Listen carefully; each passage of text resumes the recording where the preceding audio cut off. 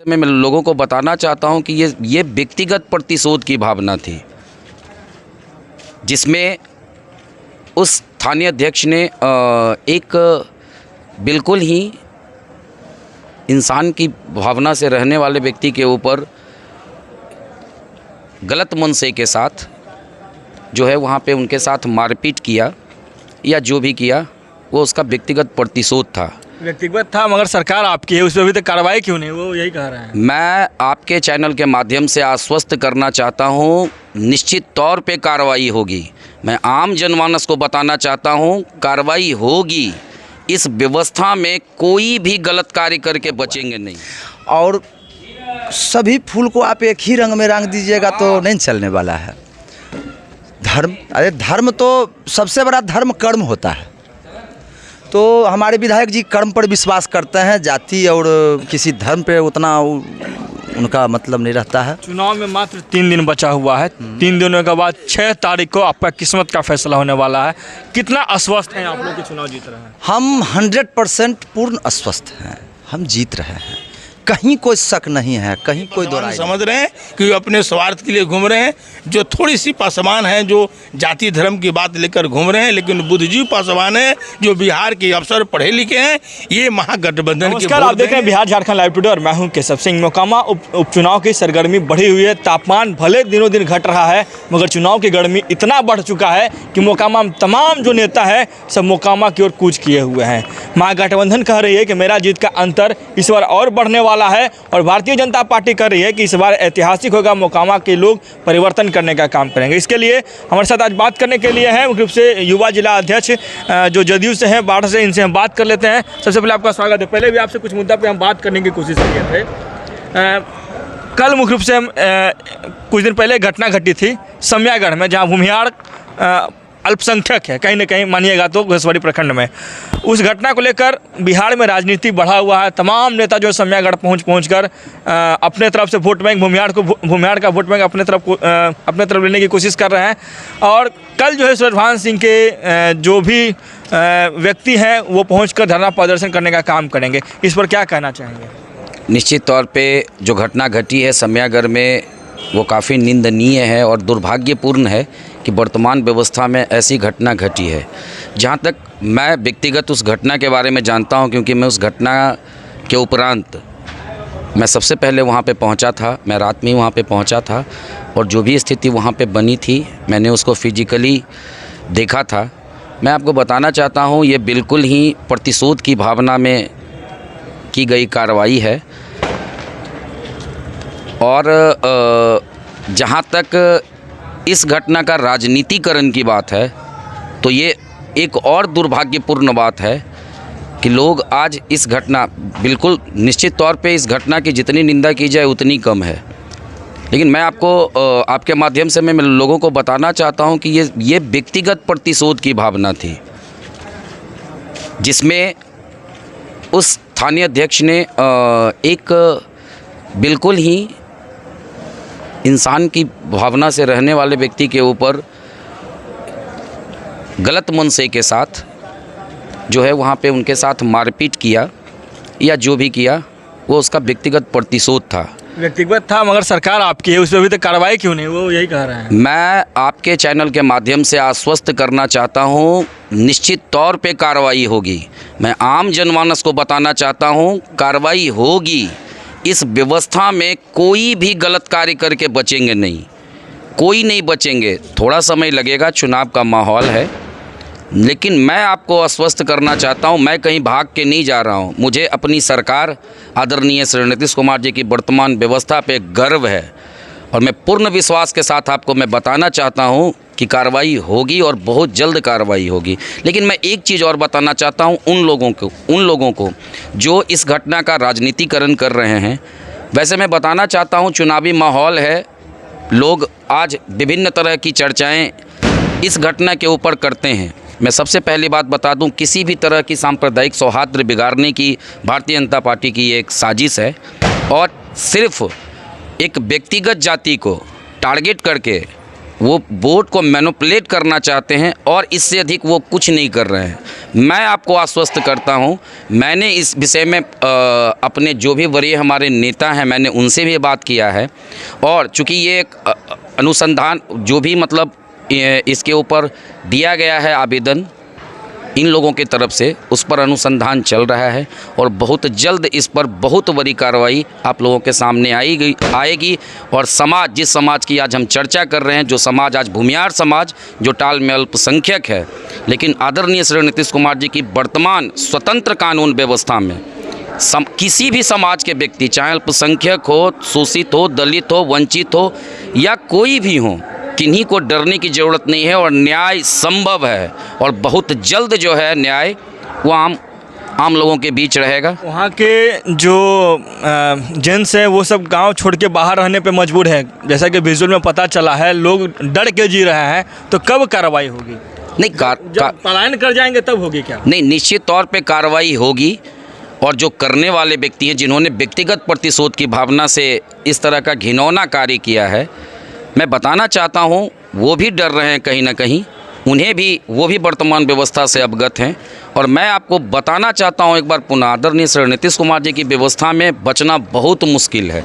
किसी भी अपराधी का, किसी भी सामाजिक अपराधी का किसी भी मामले में बचना बहुत मुश्किल है। आदरणीय श्री नीतीश कुमार जी की सरकार किसी को नहीं बचाती है और ये भी इनके ऊपर भी कानून सम्मत कार्रवाई होगी और बहुत जल्द होगी, ये मैं आपको बताना चाहता हूँ। बहुत जल्द कार्रवाई होगी। हालांकि जो घटना घटी है समयागढ़ में बड़ा ही दुर्भाग्यपूर्ण घटना है और मोकामा में चुनाव है, चुनाव के बीच में इस तरह का घटना जब घटता है तो जाहिर सी बात है वोटर कहीं न कहीं वोटरों में डर का माहौल भी रहता है। चलिए अविनाश जी, भाजपा एक चीज़ मैं और आपको बताना चाहता हूँ। एक्चुअली भारतीय जनता पार्टी के पास कोई राजनीतिक मुद्दा रहा नहीं है यहाँ पे, चूँकि उन्होंने कभी भी इस मोकामा का, खास करके मोकामा का वर्णन नहीं किया है। हमेशा भारतीय जनता पार्टी पिछले 8 साल से लोग अप्रोच कर रहे हैं केंद्र की सरकार को, लेकिन उन्होंने एक सुई तक भी विकास करवाने का, बस सिर्फ गरीबी और गुर्बत में बढ़ रही मोकामा के ऊपर सिर्फ राजनीति करने के लिए, सिर्फ और सिर्फ राजनीति करने के लिए, वोट की राजनीति करने के लिए भारतीय जनता पार्टी ने कभी भी मोकामा के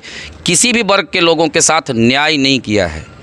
मैं बताना चाहता हूं, और आज भी ये घटना, आज उनको जिस जाति मैं चर्चा नहीं करना चाहता, चूँकि ये राजनीति में एक हम लोग का एक सेट है कि भाई किसी का भी चर्चा हम लोग ओपन माइक कर नहीं सकते हैं। लेकिन मैं आपको बताना चाहता हूँ, आज जिस जाति की बात कर रहे हैं, आज से पहले भारतीय जनता पार्टी ने क्या किया है उस जाति के लिए? कभी उस जाति में बसे लोगों के बीच किसी गांव में जाके चर्चा किया है कि उस समाज का उत्थान किस तरह से किया जाए?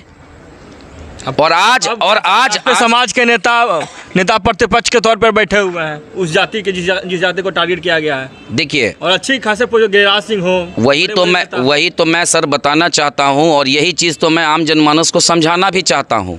समयागढ़ की जो घटना है वो व्यक्तिगत प्रतिशोध की भावना से किया गया कार्य है, उसमें कोई समाज या कोई चीज़ कहीं पे इन्वॉल्व नहीं है। दूसरी बात, आज हमारे जो नेता प्रतिपक्ष हैं वो भी व्यक्तिगत हैं, उन्होंने आज तक किसी भी सामाजिक विकास में अपनी भूमिका सुनिश्चित नहीं की है। अगर की होती तो आज वही समाज उनके लिए एक पैर पे खड़ा होता। अगर किसी ने करने की कोशिश की है और कुछ किया भी है तो निश्चित तौर पे इसके लिए आदरणीय श्री नीतीश कुमार जी और श्री ललन बाबू कहीं ना कहीं हर समाज के लिए आगे आए हैं। आज विभिन्न समाज में चर्चा होता है। मैं ये नहीं कहता कि आप अपने समाज का करो, फिर समाज के रूप में भारतीय जनता पार्टी अगर बांटती है तो फिर वो दूसरे पे आरोप क्यों मढ़ती है? जब आप खुद ही समाज को बांट रहे हो और कहते हो कि भाई हम नहीं करते हैं जातिवाद, मैं बताना चाहता हूँ सबसे बड़ी जातिवाद अगर कोई करती है वर्तमान राजनीति में तो भारतीय जनता पार्टी करती है। लेकिन मैं उन तमाम ठगने वाले लोग, जुमलेबाज लोगों को बताना चाहता हूं कि आदरणीय श्री नीतीश कुमार जी की वर्तमान व्यवस्था में सही तरीके से समाज के साथ जुड़ के कार्य करें। किसी भी तरह से अगर समाज विघटन की भावना अगर मन में आया तो आदरणीय श्री नीतीश कुमार जी की वर्तमान व्यवस्था आपको सही जगह पे पहुंचा देगा। चलिए ठीक है, हमारे साथ मुख्य साहब का पूरा नाम? राहुल रंजन जी थे जो जदयू के युवा अध्यक्ष हैं। और अविनाश जी कैसे हैं? बुलंद हैं। आप मुस्कुरा रहे हैं, आपका वोट बिगड़ रहा है, चिराग पासवान मोकामा उतर गया है, तो चिराग पासवान जी के आने से वोट बिगड़ जाएगा। उनका समाज चिराग पासवान जी एक जाति के लिए आए हैं और विधायक जी का जो कार्य होता है ना किसी जाति के बंधन में नहीं होता है। विधायक जी 5 बार से विधायक हैं तो कैसे विधायक हैं? वो किसी बंधन में नहीं है, ना ही किसी धर्म के बंधन में है, ना किसी जात के बंधन में, वो विकास के बंधन में है। और जो विकास करता है ना आदमी, उसी का सिर्फ जीत होता है। जाति के बंधन में रहने वाले का क्या जीत होगा? है हिंदुस्तान में 29 राज्य है, 29 तरह का वातावरण है, 29 तरह का फूल खिला हुआ है और सभी फूल को आप एक ही रंग में रंग दीजिएगा तो नहीं चलने वाला है। धर्म, अरे धर्म तो सबसे बड़ा धर्म कर्म होता है। तो हमारे विधायक जी कर्म पर विश्वास करते हैं, जाति और किसी धर्म पे उतना उनका मतलब नहीं रहता है। चुनाव में मात्र 3 दिन बचा हुआ है। 3 दिनों के बाद 6 तारीख को आपका किस्मत का फैसला होने वाला है। कितना आश्वस्त हैं आप लोग कि चुनाव जीत रहे हैं? हम 100% पूर्ण आश्वस्त हैं, हम जीत रहे हैं, कहीं कोई शक नहीं है, कहीं कोई दो राय नहीं है। भाजपा के बड़े बड़े नेता कल सम्यागढ़ पहुँचेंगे। आपके जो समाज के लोग हैं वहाँ पे उनके साथ नोकझोंक हुई थी, उनको वो मारपीट किया गया था। कह रहे हैं कि सरकार ही ऐसी है जहाँ पे इस समाज को सम्मान नहीं दिया जाता है। देखिए, भाजपा का जो राजनीति करने का तरीका है ना, वो सिर्फ सहानुभूति लेना चाहती है हर तरह का काम करके। आज से पहले वो कहाँ थे? आज से पहले भी तो यहाँ बहुत माहौल आया गया, तो आज तक तो कभी किन्हीं के साथ उनका सहानुभूति हमको नहीं दिखा। तो वो सहानुभूति दिखा के वोट लेना चाह रहे हैं और हम लोग साथ खड़ा रह के सुख और दुख में उस तरह से हम लोग, हमारे साथ आदमी रहता है। ऐसा किन्हीं का कोई प्रभाव पड़ने वाला नहीं है। सबकी मानसिकता सब जान रहा है कि कौन कौन मन से आया है यहाँ पर। ये हवा मिठाई, एक हमारे मित्र हैं, वो हवा मिठाई बोलते हैं बीजेपी को, गलत नहीं बोलते हैं। 3 तारीख के बाद हम देखेंगे ना कितना बीजेपी का आदमी यहाँ दिखेंगे। आज बीजेपी पूरा बिहार उतरा हुआ है, पूरा बिहार अच्छी बात है, जोर लगा लें। योगी जी का भी चर्चा चला, क्यों नहीं आए? योगी जी को पता है रिजल्ट, वो अपना बेइज्जती क्यों कराएंगे? वो अपना बेइज्जती कराने के लिए आएंगे, इसलिए वो नहीं आए। 28 तारीख को हमारे कान में आया था किसी दूसरे के माध्यम से कि आने वाले हैं, लेकिन आए नहीं। इसका कारण यही है कि उनको भी रिजल्ट पता है कि क्या होने वाला है यहाँ। तो आपके भी तो नेता नहीं आ रहे हैं, नीतीश कुमार। नीतीश जी के बारे में आपको तो पता ही है कि उनका मतलब तबीयत का कुछ है, तो वो उसके लिए कोई बात नहीं। अभी बगल में जो बोल रहे थे राहुल रंजन जी, तो नीतीश जी के प्रतिनिधि है ना, जिलाध्यक्ष हैं युवा, तो ऐसा कोई बात नहीं है। नीतीश जी मतलब घंटे घंटे यहाँ खबर ले रहे हैं, अपडेट हो रहे हैं, एकदम अपडेट हो रहे हैं। नीतीश जी यहाँ से बहुत जुड़ाव है उनका। जीत रहा है अभराज जी, जीत रहे हैं। जीत का अंतर सिर्फ हमको बड़ा करना है, बढ़ाना है, इस बार भी बढ़ाना है। जोड़ लीजिए ना, देख लीजिए, मतलब पहला चुनाव से लेके अभी तक में डबल होते गया, तो अब की बार और डबल होगा। 38,000 36,000 है, दौड़ बढ़ना है, 72,000 75,000 जाना है। चलिए, क्या नाम हुआ आपका? मेरा नाम भजूराम पासवान है, कहाँ से आए हैं? रोहतास जिला सासाराम से। पासवान जी हैं। आज पासवान के बड़े नेता पहुंचे हुए थे, चिराग पासवान, विरोध करने के लिए महागठबंधन का। और सीधा कहना है, नरेंद्र मोदी का हनुमान मोकामा में कूद पड़ा है, अब जनमानस जो है बीजेपी की ओर जाएगी। क्या कहना चाहेंगे, पहले अपने नेता को बताइए। जो हम तो चिराग पासवान जी को नेता मानते नहीं, क्योंकि हम उनसे सीनियर हैं। उनके रामविलास जी के समय हम बिहार के दलित सेना के प्रभारी थे। हम विधानसभा चुनाव भी सासाराम चिनारी से लड़े हुए। और एक जो है चिराग जी है मंत्री पद पाने के लिए ड्रामा कर रहे हैं, और पशुपति पारस जी हैं मंत्री पद बचाने के लिए ड्रामा कर रहे हैं। और पूरे पासवान जो है बिहार का, ये समझ रही है कि ये दलित समाज को ये लोग हलाल कर रहे हैं अपने स्वार्थ में, निजी स्वार्थ में। जो इनके पीछे जो भी तमाम पासवान जो बिहार में इनके लिए मर गया। एक रामविलास जी आदरणीय नेता थे जो विचारधारा की राजनीति करते थे, लेकिन इन लोगों के पास न नीति न सिद्धांत है। और इनके विरोध में हमारे अखिल भारतीय चौहरा मोर्चा के राष्ट्रीय अध्यक्ष शिव कुमार माझी जी पूरे टीम गोपालगंज लेकर यहाँ हम लोग को भेजे हुए हैं। अनिल कुमार साधु जी भेजे हुए हैं। और हम लोग भद्दी बाती समझ रहे हैं कि ये लालू प्रसाद यादव जी हैं, हमारे नीतीश कुमार जी हैं। ये लोगों ने, हम सभी दलितों को इन लोगों ने मान सम्मान दिया।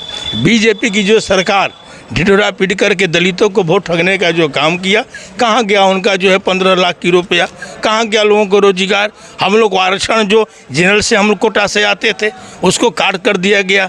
हम लोग को जो है अब सुरक्षित के अंदर ही रहना है। कहाँ हम लोग को न्यायपालिका में आरक्षण है, कहाँ हम लोग को नौकरी। चिराग पासवान मोकामा पहुंचे हैं, कहा जा रहा है कि 10,000 से 15,000 वोट का अंतर वो बढ़ाएंगे। अब उनके कहने में 50 पासवान आने वाले नहीं हैं। भली भांति पासवान समझ रहे हैं कि वे अपने स्वार्थ के लिए घूम रहे हैं। जो थोड़ी सी पासवान हैं जो जाति धर्म की बात लेकर घूम रहे हैं, लेकिन बुद्धिजीवी पासवान हैं जो बिहार के अफसर पढ़े लिखे हैं, ये महागठबंधन के वोट देंगे। खास करके आप दक्षिणी बिहार का देखिए 2020 का चुनाव में वहाँ अधिक से अधिक महागठबंधन का विधायक जीता हुआ है। जो उत्तरी बिहार में तो नहीं जीते हुए हैं। हम लोग सासाराम से चल कर आए हुए हैं।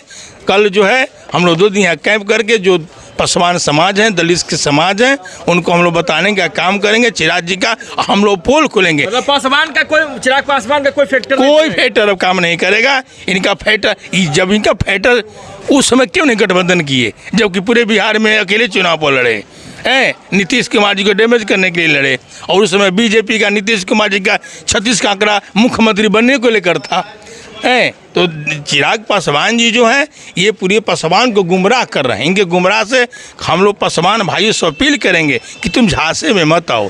राइट इज माइट, जिसका लाठी उसका भैंस। बिहार में सरकार है, महागठबंधन की सरकार है। यहाँ हम लोग ही टिक पाएंगे। वहाँ जो कमल का फूल बागीचा का माली वही वफादार होता है, जो सभी बगीचे को फल फूल सींचने का काम करता है। बाकी वह माली ऐसा नहीं है कि कमल के फूल को सींचे और बाकी फूल को छोड़ दे, वो माली वफादार नहीं होता है। मुख्य रूप से लगातार जो चिराग पासवान पहुंचे हुए थे आज मोकामा, इसी को लेकर पासवान नेता है ये भी, और जाहिर सी बात है मोकामा में जब चिराग पासवान आएंगे तो कहा जा रहा था कि मोकामा में कहीं ना कहीं जो पासवान जाति का जो वोट बैंक होगा वो कहीं ना कहीं उसमें बिखराव नजर आएगी। लगातार हमारे साथ तमाम दर्शकों का बहुत बहुत धन्यवाद। मोकामा से केशव सिंह की ब्यूरो रिपोर्ट। Thank you.